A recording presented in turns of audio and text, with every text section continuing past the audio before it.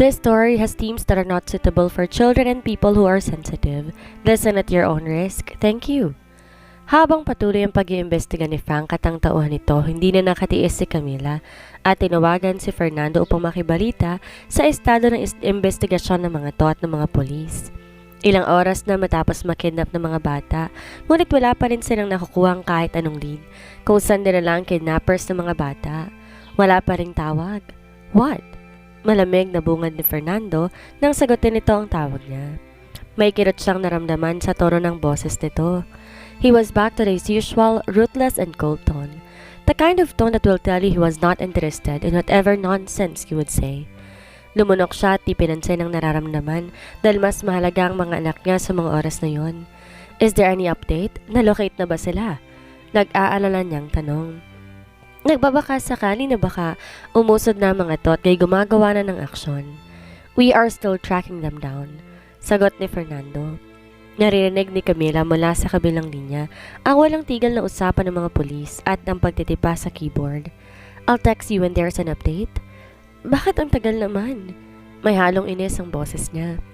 Baka may ginawa ng mga taong yun sa mga anak ko? Mga anak mo lang? Matabang na sabi ni Fernando. They are my children, Camila. Do you think I'm not frustrated about the fact that our children are kidnapped? I'm losing my mind here, hindi lang ikaw. Kinagat ni Camila ang ibabang labi. She did not mean to sound like a demanding woman who feels like the authority is lacking urgency in this job, pero buhay ng mga anak nilang nakasalalay. Sina Axel, ani Camila at minasahe ang kanyang noo. Lubang masakit ang ulo dahil alam niyang pipitik to anumang oras. Axel? Ang mga bata sa poder mo. Pinikit ni Camila ang mata, nahihirapan makipag-usap kay Fernando. Yun ang huli niyang gustong mangyari. Axel and Ashley, are they safe? Axel called me but I cannot answer his calls. Hindi ko alam ang sasabihin. Binabantayan sila ni Peter. Natabang na wika ni Fernando. Don't worry. I already thought about keeping them safe prior to going here. May mga bodyguards sa labas ng mansyon. Don't tell them what just happened. Ayoko na madami pang dalawa pang mga bata. Tumango si Camila. Sang-ayon siya sa bagay na yon dahil ayaw niya na mag-alala pa ang dalawa. Bumaling siya kina Frank na patuloy pa rin sa pag-iimbestiga at saka bumuntong hininga. Frank is here. Why? You need a comforting man beside you? Di niya nagustuhan ang tono ni Fernando, ngunit wala na siyang lakas para awayin to. He's helping us track down the kidnappers. Tatawagan kita pag may nakuha kaming lead, aniya. Tawagan mo rin ako kung may update na dyan. I will. Malamig na wika ni Fernando at binaba ang tawag ng walang paalam. Tinignan ni Camila ang screen ng phone niya at saka napapikit. Mahanap lang talaga ang mga anak niya, sunod niyang aasikasuhin ang hidwaan nila ni Fernando.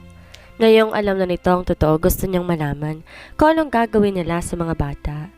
Kahit ano pang mangyari, hindi siya papayag na mahati ang mga bata. She wanted all the four of them for herself. It was non-negotiable. Samantala, Kuya, they're not answering our calls. I think they're busy hunting down the kidnappers who took Kuya Kevin and Kelsey. What should we do? Nag-aalalang tanong ni Ashley. Di mapakali habang nasa tabi ng kanyang kuyang Axel na patuloy ang pagtatrabaho sa harap ng computer. Axel already knew that their parents are ignoring their calls intentionally. Marahil para itago ang nangyari upang di na sila mag-alala at makadagdag sa malaking problema. Ngunit kahit anong mangyari, hindi niya pababayaan ang mga kapatid niya. Kung sa tingin ng mommy at daddy nila hindi sila magiging malaking tulong sa investigasyon, pues, nagkakamali sila. He would do everything to find Kevin and Kelsey and make these kidnappers pay for what they did to their siblings. Kuya, talk to me. Shut up, Ashley. I need to focus. Sabi niya sa kambal habang patuloy ang mabilis na pagtipa sa pagpapalipat-lipat na website sa computer. Okay, focus. You need to find them. Mamaya the kidnappers are hurting them na. Ang huling lokasyon ng phone ni Kevin ay sa Batangas. Ngunit duda siyang doon talaga dinala ng mga kidnappers sa mga kapatid niya dahil ang lokasyon ng phone sa mataang lugar ng syudad na yon. Matapos makita ang itsura ng sasakyan na ginamit, hinahak naman ng ang buong CCTV system ng kalapit syudad nito. Isa-isang lumabas ang maliliit na CCTV video sa computer screen. Napakarami nun, ngunit hindi makakawala sa mga mata niya ang pamilyar na van. Kabadong nanonood si Ashley habang sapo-sapo ang dibdib. Kuya, tagal pa ba?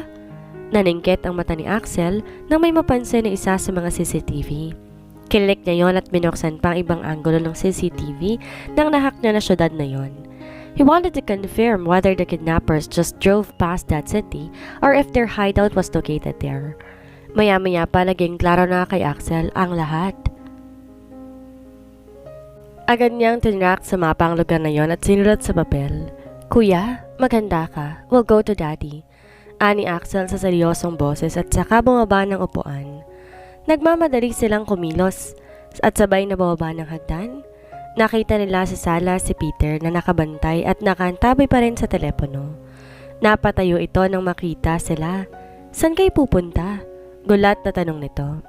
Hindi ba't dapat nagpapahinga na kayo? Kunot ang noon ni Axel na mag-angat ng tingin kay Peter. Bring us to Daddy. Maotoridad niyang utos. Busy ngayon si boss dahil sa pagre-resolba ng nawawalang ship. I know the truth, Tito Peter. Hindi na pinatapos ni Axel sa Peter. Our siblings are kidnapped.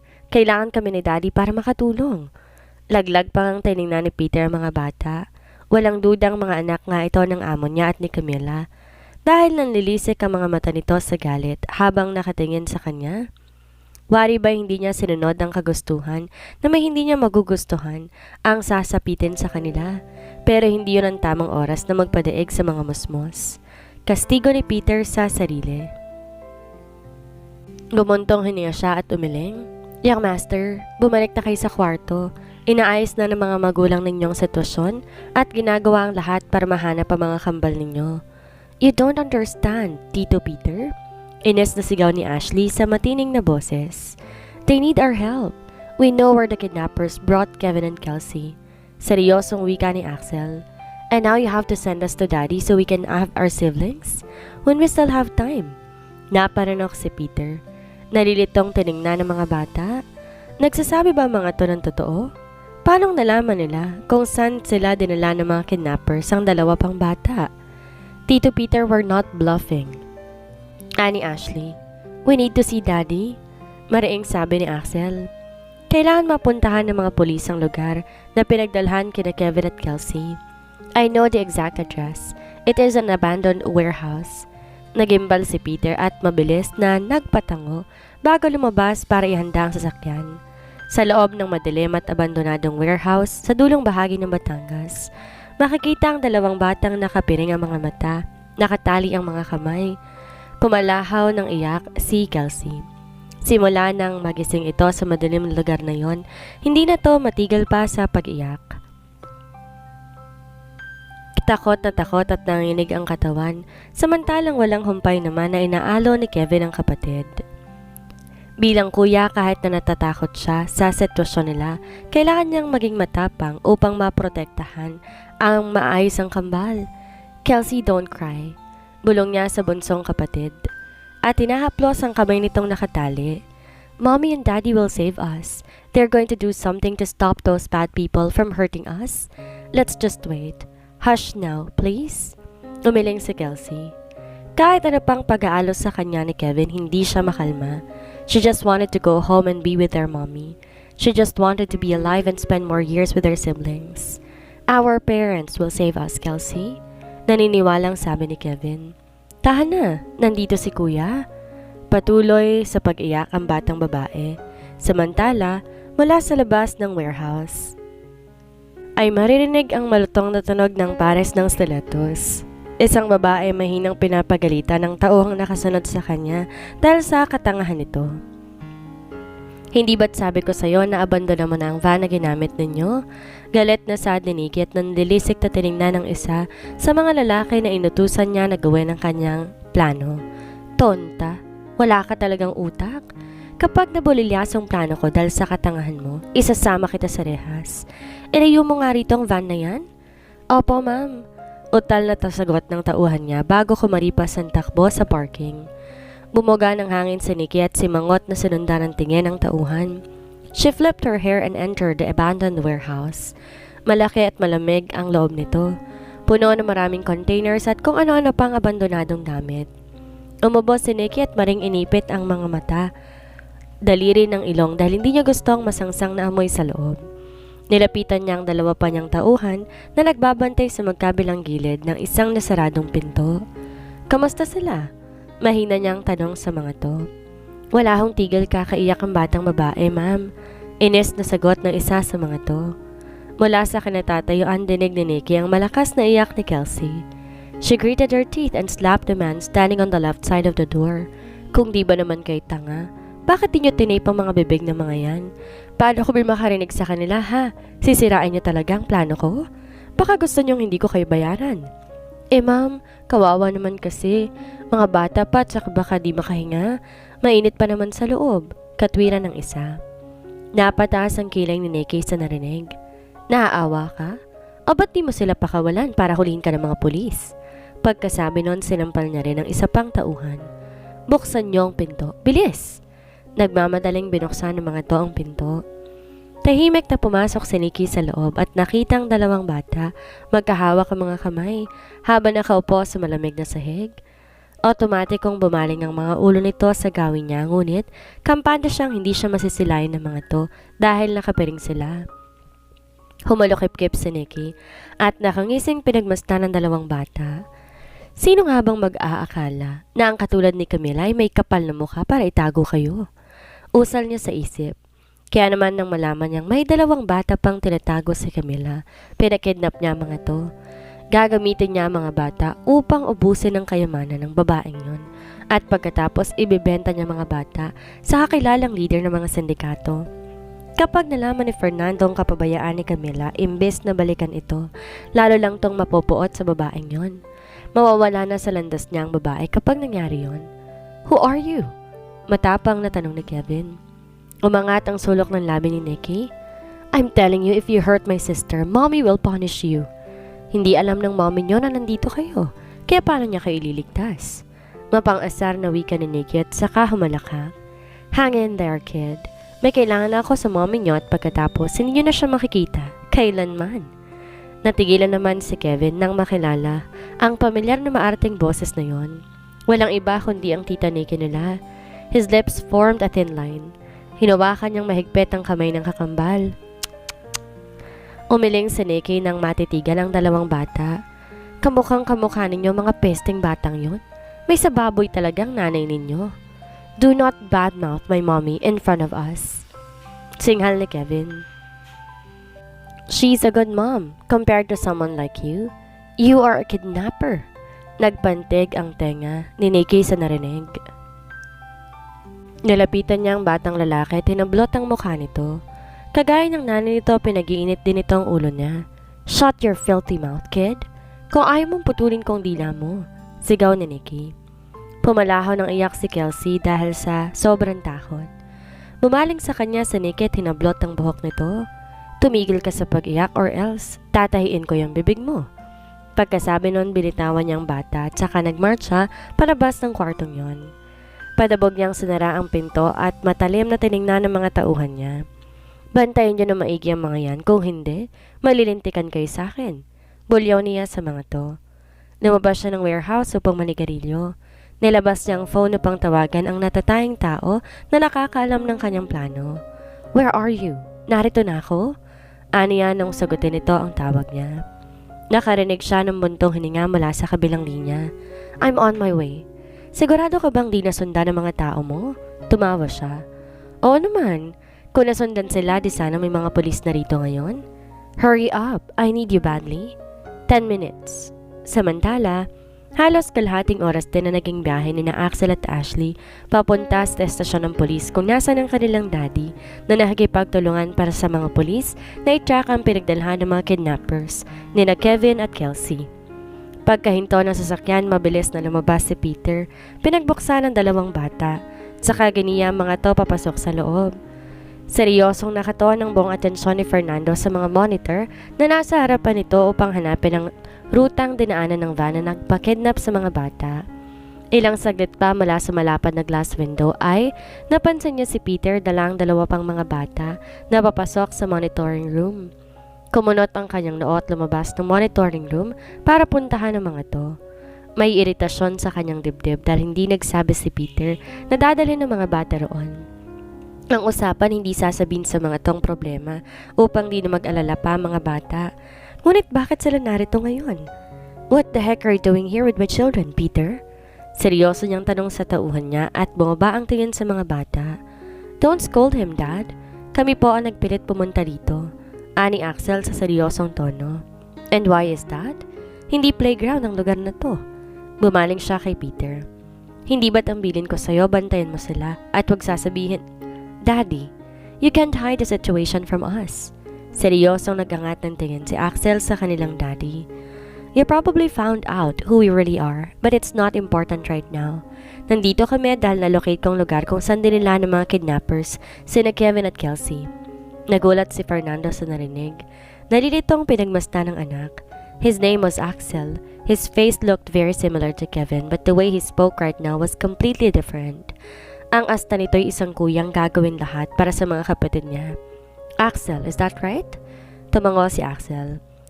I hacked the entire region's CCTV system and the neighboring security data to locate my siblings. What? Nilabas ni Axel ang papel na pinagsulatan niya ng address ng abandonadong lugar. Here's the address, Daddy. If we don't move now, my siblings' lives will be put into danger. Seryosong tumingin si Axel sa ama. I'm a genius to be able to get a hand of the country's security data and CCTV footage, but I'm only 5 years old and cannot fight the bad guys who took them. So please save our twins, Dad. Di makapaniwala si Fernando sa narinig. Bumaling siya kay Ashley na determinado namang tumango. Kuya Axel is a legit genius po, Daddy. You can even call Mommy Camila to confirm, ani Ashley. Fernando clenched his jaw and checked the paper his son gave him. Ang address nakatala sa Batangas. Tiningnan niyang muli si Axel. Are you sure about this, son? Tumango si Axel. Dead serious, Dad? Tiningnan ng maigi ng hepe ng pulisya ang batang si Axel na nakatayo lamang sa gilid ng kanilang daddy. Pagkatapos ay bumaling to kay Alejandro na seryoso naghihintay ng pagpayag nitong i-raid ang lugar na pinagdalhan kina Kevin at Kelsey. Mr. Madrid, are you sure your son is correct? He's just a 5-year-old kid. Anong alam ng isang pastit sa bagay na to? Anang hepe. Halatang di kumbinsido sa impormasyong binigay ni Fernando. Huminga na malalim si Fernando at nagpamewang. Saglit sinalipan si Axel na seryoso pa rin na naghihintay sa gilid niya. Di niya rin sigurado kung talaga bang tama ang lokasyon na nahanap ng anak niya, ngunit lahat susubukan niya para mahanap lamang ang dalawang bata. Then is there a way we can confirm this? Tanong na Fernando. We will request to review the CCTVs in Batangas to check if our son is indeed telling facts. Wika ng hepe. Huwag mo sana masamain, Mr. Madrid, pero ang bagay na to, kailangan masigurado. Hindi tayo pwedeng mag-rely sa sinabi lang ng isang bata. Tumango si Fernando. Naiintindihan niyang ibig sabihin ng hepe. How long will it take? Less than an hour, Mr. Madrid. Alright, we'll wait then. Pagkasabi nun, nagpaalam ng hepe para bumalik sa monitoring room upang isagawa ang pagre-request ng CCTV. Bumuntong hininga si Fernando. Minasahe ang kanyang sentido. It's been hours since Kevin and Kelsey were kidnapped and their progress is very slow. Sana tama si Axel para mapabilis ang usad ng investigasyon para mailigtas na ang mga kapatid nito. Every minute that passed, Fernando felt that it's huge. Jump in his throat was getting bigger and bigger. Naupo siya sa mahabang upuan sa gilid ng monitoring room. Nakasandal ang parehong braso sa kanyang mga binti habang nakayoko ang ulo. Lubhang nag-aalala siya para sa mga anak niya. Sa gitna ng pag-iisip, bigla na lamang sumulpot ang isang bottled water sa harapan niya. Nang mag-angat siya ng tingin, nakita niya si Ashley nakatayo na pala sa harapan niya habang inaabot sa kanyang malamig na bote ng tubig. Everything will be alright, Daddy. Wika ni Ashley sa maliit at cute nitong boses. Sinubukan nitong ngumiti kahit pa hindi nito alam kung paano aakto, gayong alam na ng daddy nila kung sino talaga sila. Once the police officers find out that Kuya Axel is telling the truth, they will act immediately to save Kuya Kevin and Kelsey. Kaya be strong po, Daddy. Tinitigan niya ng husto si Ashley. Ni walang makikitang pagkakaibang mukha at katawan nito kay Kelsey. Kabay bagay man tong pinagkaiba, yon ay ang matatastong magsalita. Bagay na hirap gawin si Kelsey. A small smile escaped his lips as he touched Ashley's cheeks. Kung naiba lang ang sitwasyon, baka niyakap niya na mahigpit ang dalawang bata. Kahit sandali lang nagluksa siya nang malamang namatay ang mga to. He was devastated to find out that he had lost 2 angels, but it wasn't the case anymore. Buhay yung mga to. At kahit di magandang naging samahan nila ni Camila, alam niya pinalaki nito ang mga bata na maayos. Your name, it's Ashley, right? Maingat niyang tanong sa batang babae. Tumango si Ashley. Yes, Daddy, my name is Ashley. Ngumuso to at hinawakan ng kamay niya para ligay dito ang bote ng tubig. You should drink, Daddy. Your lips are chapped. You're dehydrated na po. Can you give me a hug, Ashley? Masuyo niyang tanong. Sa totoo lang, naguguluhan pa rin ang utak niya. Tila ba sunod-sunod na pasabog? Ang naganap at di pa rin niya maproseso ang lahat. Sinusubukan niya lang magpakatatag para sa mga bata. Tumango si Ashley at mainhin lumakad papalapit sa kanya. Binukan nito ang mga kamay at otomatiko naman siyang yumuko at ibinaon ang kanyang mukha sa munting leeg ng kanyang anak. He hugged her tightly, not minding the tears that slowly flowing down his cheeks. Di akalain na isang yakap na yun bubuhos ang emosyon niya. Ashley patted his back as she hugged him too, allowing her dad to let his emotions out. It's okay, Dad. You can cry on me. Alo pa ni Ashley. Naantig ang puso ni Fernando sa sinabing yun ng anak. Hinarap to at hinalikan sa noo. Pinaparamdam sa anak na kahit hindi niya nakasama mga to na matagal, mahal niya mga to. They are his blood, his lifeline. I'm sorry, Daddy, if I pretended to be Kelsey. Ngumuso si Ashley. We just wanted to know you. It's alright. Wika ni Fernando at hinaplos ang buhok ni Ashley. The most important thing to me is that you and Axel are alive and we will save Kevin and Kelsey. Tumango si Ashley at ngumiti. Halata sa mata nitong pag-aalala. Bumaling ang mga mata ni Fernando kay Axel na nasa gilid lamang at nakamasid sa kanila. Seryosong mga mata at nagpapakita ng katapangan. Umiwas to ng tingin at napamagsa na lamang, bagay na nagpatas ng sulok ng kanyang labi. Maya-maya pa bumukas muli ang pinto ng monitoring room at mula doon, lumabas ang hepe kasama ng iba pang pulis na nag-iimbestiga sa sitwasyon. Napatayo sa kinaupuan si Fernando at nilapitan ang mga to. What did you find out? Seryoso niyang tanong sa mga to. It's confirmed, Mr. Madrid, sagot ng hepe. I will dispatch a team to raid the place and save your children. Nagliwanag ang pakiramdam ni Fernando sa narinig. I will come with you. Tumango ang hepe. A police officer will be beside you and to ensure her safety. Determinadong tumango si Fernando. Then let's go. Samantala, nahanap ko na. Anang tauhan ni Frank. Nasaan sila? Tanong naman ni Camila na sa isang segundo hindi umalis sa likod ng tauhan ng kaibigan niya habang inisa-isa nito ang CCTV footage na nakalap. Sa Batangas, boss. Okay then, we need the cooperation of the police. Ani Frank at mabilis nagdial ng tulong sa kanyang phone. Tatawagan na rin sana ni Camila si Fernando nang mag-ring ang phone niya. When she saw that Fernando was the one calling her, she quickly answered his call. We found where they took our children. Bungad ni Fernando. We're on our way there? Nahanap na rin namin ang lugar. Nasa Batangas daw sila. Kabadong wika ni Camila at nagmamadali, pumunta sa kanyang kwarto para magpalit ng damit. Pupunta na rin kami ni Frank. What? No, you stay there, Camila. We'll let the cops handle the situation. It's dangerous. No, I can't stay still, Fernando. Mga anak ko yun. Sasama ako sa ayaw mo man o sa gusto. Ani Camila lang ay nagsusot ng jacket. Pupunta dyan sa na Axel at Ashley. Ihahatid ni Peter. Sino magbabantay kung pareho tayo nasa nandun? Then Peter will stay here. Basta sasama ako. I want to make sure Kevin and Kelsey are safe. Wika ni Camila at pinatay ang tawag na yon. Matapos makapagbihis, nagmamadali siyang bumaba. Nagpaalam sila sa kanyang lolo at lola at saka umalis ng villa para tuntunin ang lugar kung nasa ng mga anak nila. Samantala, maririnig ang halinghing ang tungol na isang babae mula sa loob ng kulay itim na kotse. Nikki was on top of the man sitting on the driver's seat, grinding her hips and biting her lower lip tightly. I'm so close. Ungol niya habang naninirik ang mga mata at binibilisan ng paggalaw. The man grunted as he paced fast, thrusting deeply into her until both of them reached their heaven. Mabilis at malalim ang paghinga ni Nikki habang inaayos ang suot na red dress. Umalis siya sa ibabaw ng lalaki at tinasang panty nito bago maupo sa katabing seat. Binuksan ang bintana sa gilid niya at inabot ang lighter at sigarilyo sa kanyang harapan. Na matapos ng lalaki sa pagsuot ng pantalon, hinarap nito sa Nikki. Are you sure you want to sell those kids? Tanong nito. Nagtaas kilay si Nikki at bumaling dito. Why? Are you hesitating now? They're just kids, Nikki. Tumawa si Nikki. Di makapaniwalang tiningnan si Christopher na halatang inuusig ng konsensya. Hey Christopher, di porket mamapangmangkin mo sila kakalimutan mo ng usapan natin. You're my accomplice. Di ba't ang usapan na ubusin natin ang kayamanan ni Camila? Alam ko. Mariing sabi ni Christopher at nagtagis ang bagang. Pero ibibenta mo mga batang yun sa sindikato. Hindi ba't sobra na yon? Well, getting Camila's money is important, but she also ruined my life, so my plan is to ruin hers as well. And you want to do that by putting the lives of those innocent kids into danger? Alam mong kaya ko to ginagawa para mapasakin si Fernando, so why not just support me until the end?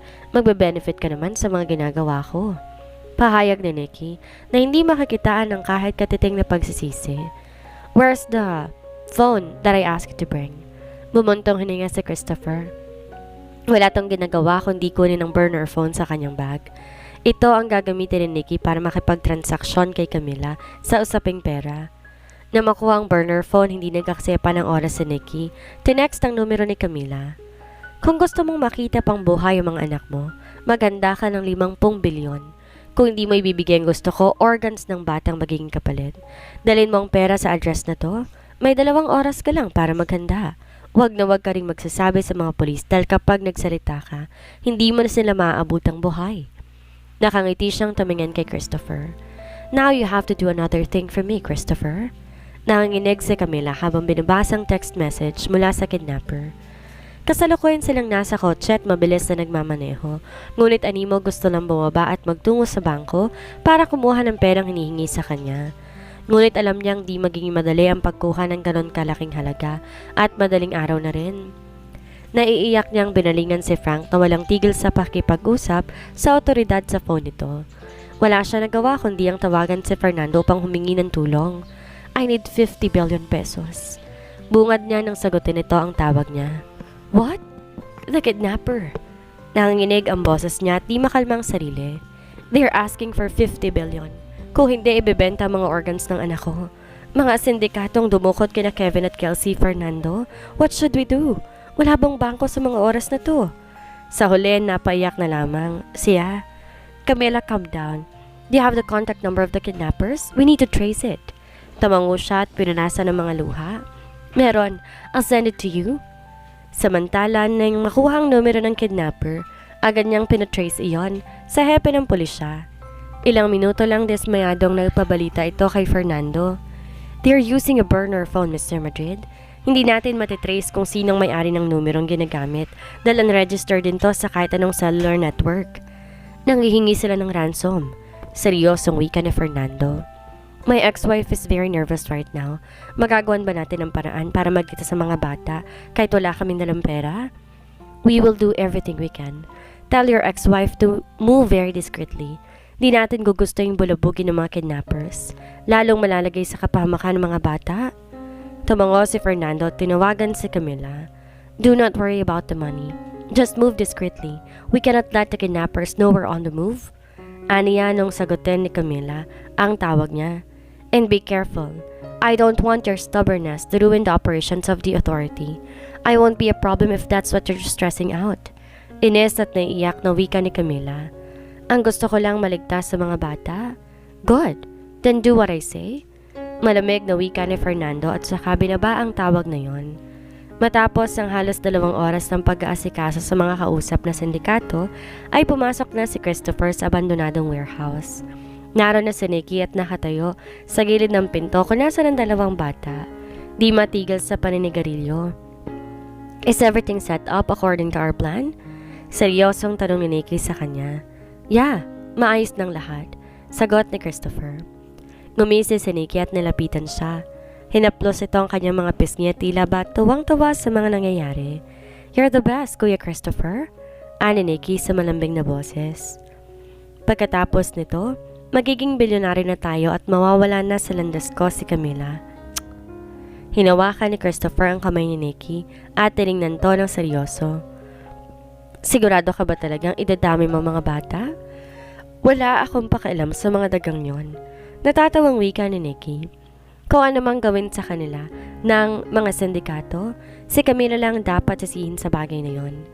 Nagtagal pa ang tingin ni Christopher kay Nikki, ngunit nung walang makitang katiting na awa ay pumasok na siya sa kwarto. Nadatnan niya ang dalawang batang nanginginig sa takot. Magkahawak ang mga kamay at biglang naging alerto nang marinig ang mga hakbang niya. "Do not hurt my sister," sigaw ni Kevin sa nauutal na boses. "If you hurt her, I will make you pay." Naningkit ang mga mata ni Christopher at tuminto sa paglalakad.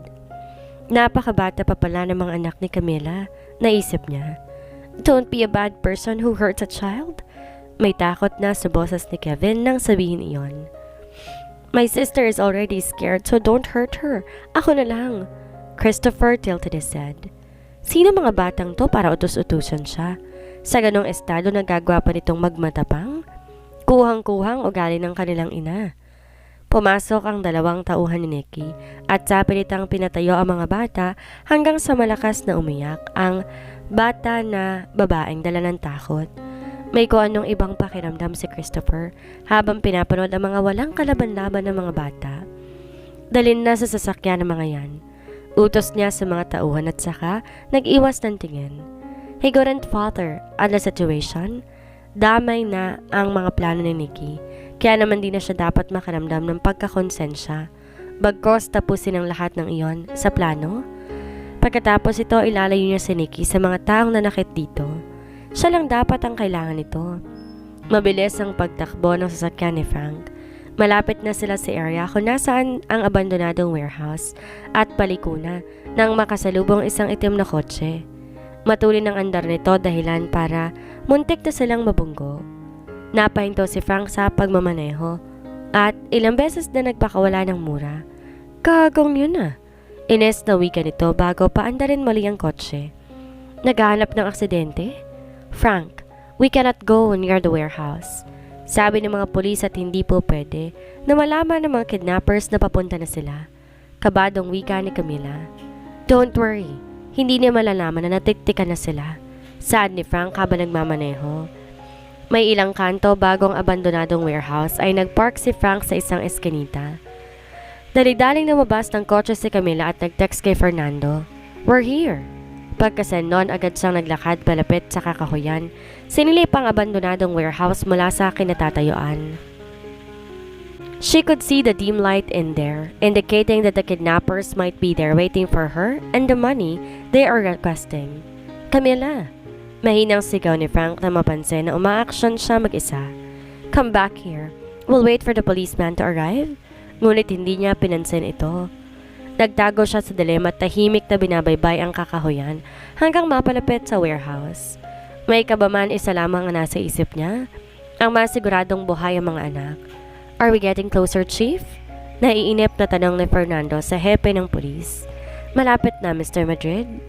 Parating na rin doon ang pulisya ng Batangas para tulungan tayo sa operasyon. Sagot ng hepe. Napatawa na lamang si Fernando.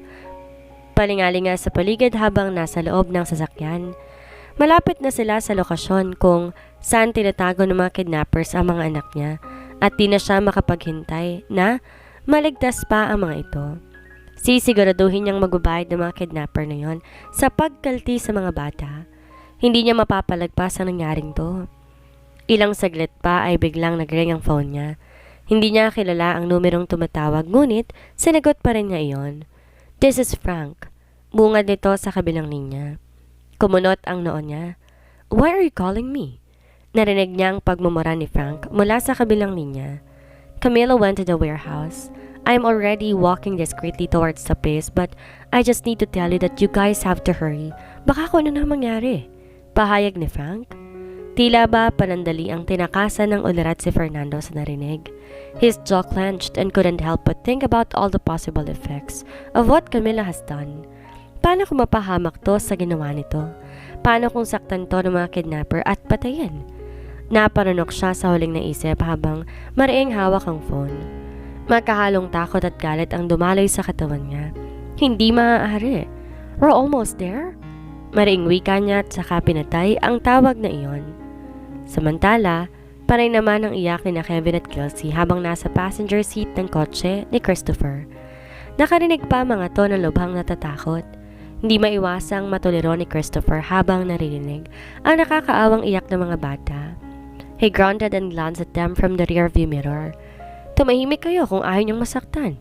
Pananakot pa niya sa mga bata. He grunted and glanced at them from the rearview mirror. Mas lalo pang umiyak si Kelsey. Sinabi ng tumahimik kayo eh. Damn it! Where are you taking us? Are you going to kill us? Takot na tanong ni Kevin. I am not a goddamn killer kid, so shut up! Inis na wika ni Christopher. Manahimik kayo dahil napipiko na ako kakaiyak ninyo. Punong-puno ng iritasyon ang dibdib niya. Alam niyang kailangan niyang tulungan si Nikki dahil mahal na mahal niya ito. Ngunit may parte sa puso niyang kumukondena sa mga ginagawa niya ngayon. These kids he would bring up to a group of syndicate were her long-lost sister's children. Mga pamangkin niya, mga kadugo. Hindi niya gusto ang ugali ng Camila na yon dahil ilang beses din itong pinaramdam na maliit siyang tao, ngunit hindi pa rin maalis ang makonsensya. But he loves Nikki so much. Simula pa lang nang amponin ito ng mga magulang niya at ituring na parang isang anak ay umusbong na ang pagmamahal niya sa babae, hindi bilang kapatid kundi bilang isang babae. All he wanted was for her to see him as the man that she would only need. Na hindi nito kailangan ng Fernando Madrid na yon para gumaan ang buhay nito. Kasalanan ng Fernando na yon. He did not know why Nikki ended up planning all this, but his love for her pushed her to her accomplice. Kung hindi ko killer, what are you doing this? This is wrong? Nagngingit-ngit ang mga ngipin ni Christopher sa narinig. Ang huli niyang gustong mangyari ay makarinig ng pangaral mula sa isang musmos. What did we do wrong? Wala naman po. Kaming ginagawang masama. You just happen to be the children of your goddamn parents. Ani Christopher sa maring boses. If there's anyone you need to blame for this, it's your parents. No, our parents are kind. They're not bad like you. Manahimik ka. You're bad. You're going to go to jail once my daddy catches you. Manahimik ka sabi.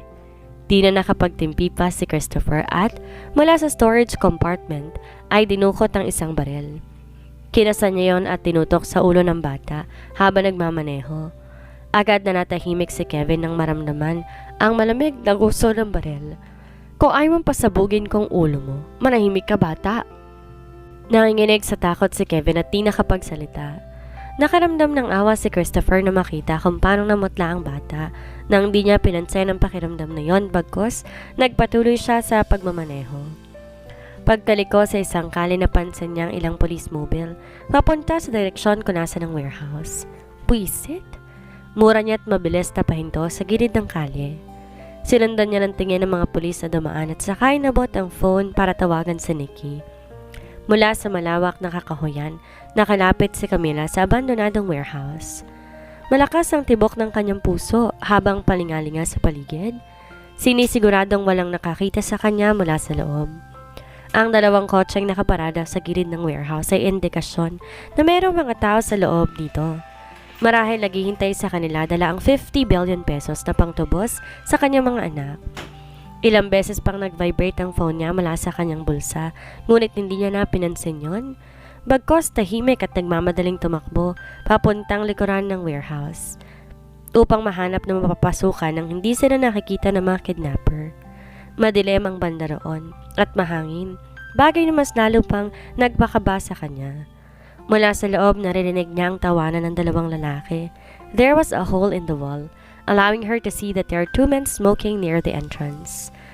Ilang saglit pa lumabas sa mga totyo na naging pagkakataon niya para pasukin ang loob gamit ang bukas na bintana sa likuran. Agad niyang nakitang nakasarang kwarto.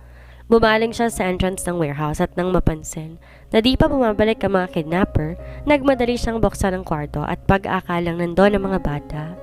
Ngunit natigilan siya na makita ko sinong nasa loob, isang babaeng nakatalikod. A woman sitting on the metal chair facing a CCTV monitor. Unti-unti gumalaw ang mga balikat nito dahil sa pagtawa, saka tumayo pang harapin siya. Camila was so shocked to see who it was. Nikki? Inawi ni Nikki ang buhok nito gamit ang mga daliri, saka dahan-dahan lumapit sa kanya. Dala mo na ba ang pera, Camila? Malademonyo itong umiti. Ikaw? Umahon ng galit sa dibdib ni Camila sa kanyang napagtanto.